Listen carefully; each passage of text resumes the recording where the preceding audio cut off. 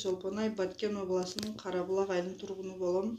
Балам 6 жашта, Өмүрбеков Хазыретали.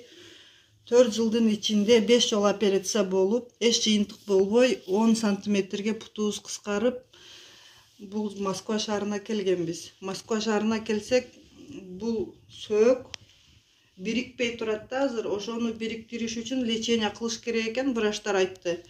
Мынтип диагноз чыгарып берди. Бул жака витамин керек экен.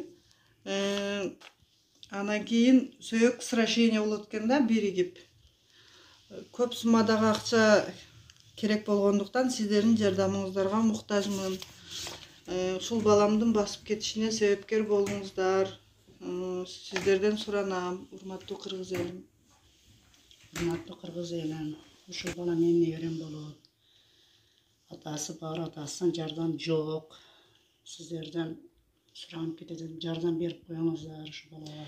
Ушул баланы лечение кылам деп максат кылып, апамды да алып келдим болчу. Ушул баланы карасам мен иштеймин деп.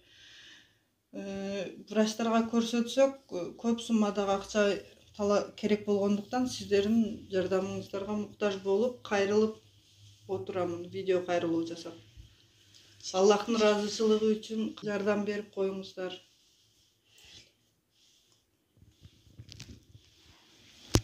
Кудай кааласа басасына кош.